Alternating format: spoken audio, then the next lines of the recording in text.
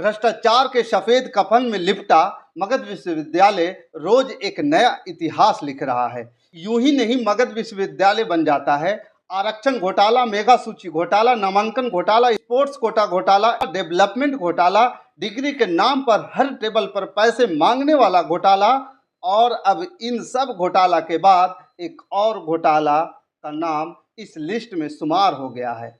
आप सोच रहे होंगे कि ऐसे कैसे हो गया, तो यह जुड़ा नहीं है, यह जोड़ा गया है मुख्यालय में तैनात एक कर्मी के द्वारा। वैसे तो मगध विश्वविद्यालय अच्छे कामों के लिए कम और काले कारनामों के लिए ज़्यादा फेमस है, ज़्यादा प्रसिद्ध है। नमस्कार, मैं हूं पवन चंचल और आप देखना शुरू कर चुके हैं जनजोश न्यूज़। अगर आप इसे फेसबुक पे देख रहे हैं तो फॉलो कीजिए और यूट्यूब पे देख रहे हैं तो सब्सक्राइब जरूर कीजिए। ये तो विश्वविद्यालय है और विश्वविद्यालय में हर तरह के रिसर्च होते हैं, लेकिन यह रिसर्च यहाँ के छात्र नहीं बल्कि यहाँ के कर्मी किए हैं। जिस स्थान पर ज्ञान की गंगा बहती है, जिस स्थान पर ज्ञान रूपी अमृत छात्रों के बीच बांटा जाता है, उसी स्थान पर घोटाला रूपी भ्रष्टाचार का विष भी बांटा जा रहा है। कल मैं इसी विश्वविद्यालय से रिलेटेड एक खबर प्रकाशित किया था और उस खबर में आपको बताया था कि मगध विश्वविद्यालय के भीतर कैसे और किस प्रकार से सुनियोजित तरीके से छात्रों को दोहन किया जाता है। छात्र इस विश्वविद्यालय में कर्मियों के बारे में किस प्रकार के सोच रखते हैं वह भी मैंने आपको बताया था, और उस पल का भी ये छात्र इंतजार कर रहे हैं कि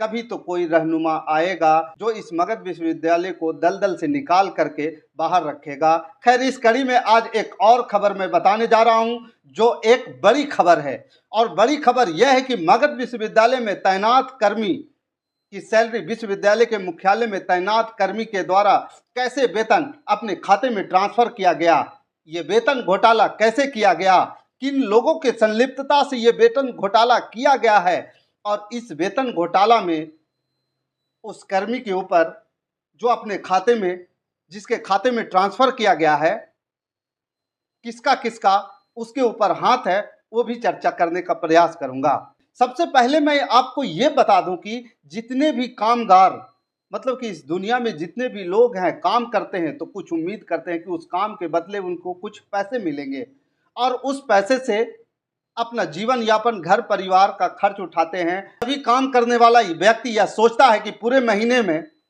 जब मैं काम करूंगा तो महीने के अंत में मुझे वेतन के रूप में कुछ रुपये मिलेंगे, और उस तनख्वाह से अपनी जीवन बसर करते हैं, अपनी परिवार की जरूरतों को पूरा करते हैं। लेकिन विश्वविद्यालय के मुख्यालय में तैनात कर्मी का कुकर्म सामने आया है, और यह कुकर्म जो है एक एसोसिएट प्रोफेसर के साथ किया गया है। एक एसोसिएट प्रोफेसर की सैलरी कथित तरीके से घोटाला किया गया है। दरअसल वाकया यह है कि पटना के महालेखाकार यानी कैग के द्वारा मगध विश्वविद्यालय के 2023-24 के वित्तीय लेन देन की ट्रांजैक्शन की जांच की जानी थी, यानी कि ऑडिट की जानी थी, और उसी ऑडिट के दरमियान यह पाया गया कि मगध विश्वविद्यालय के मुख्यालय में तैनात कर्मी अपने खाते में 2,06,014 रुपये डाल लिए।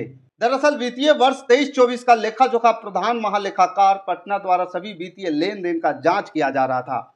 उसी वित्तीय जांच के क्रम में पाया गया कि टीएस कॉलेज हिसुआ नवादा में कार्यरत associate professor doctor Anil Kumar का वर्ष 2023 के अप्रैल महीने का वेतन भुगतान उनके खाते में न डाल करके विश्वविद्यालय मुख्यालय में तैनात कर्मी अपने खाते में डाल लिया।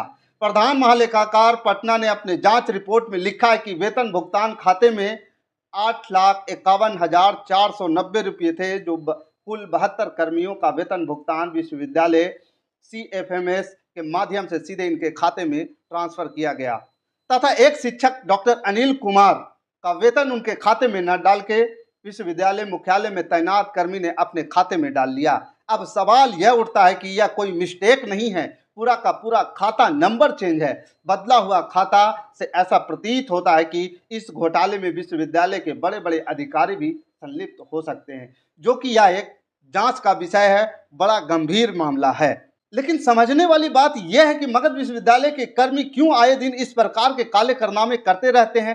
क्यों नहीं मगध विश्वविद्यालय पर सुशासन का असर पड़ रहा है, क्यों मगध विश्वविद्यालय के कुलपति इन सभी कुकर्मों को नजरअंदाज कर रहे हैं। ऐसा नहीं है कि कुलपति हो या OSD हो, उन सभी को इन सभी चीज़ों के बारे में जानकारी नहीं है। जानकारी तो वैसे होनी ही चाहिए, लेकिन कौन सी ऐसी बात है जो बीच में आती है जो इन्हें अच्छे कर्म करने से रोकता है, बच्चों के भविष्य बनाने से रोकता है, विश्वविद्यालय के भविष्य सुनहरे कल की ओर ले जाने से रोक रहा है। क्या विश्वविद्यालय राम भरोसे चलेगा? अगर इसी तरह से विश्वविद्यालय के सभी कार्य चलता रहा, वह दिन भी दूर नहीं होगा कि मगध विश्वविद्यालय का नाम सिर्फ इतिहास के पन्नों में सिमट कर रह जाएगा।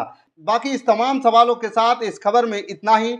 बाकी आपका मगध विश्वविद्यालय के प्रति क्या विचार है, आप हमें कमेंट कर जरूर बताइएगा। हमारे साथ बने रहने के लिए धन्यवाद। जय हिंद, जय भारत।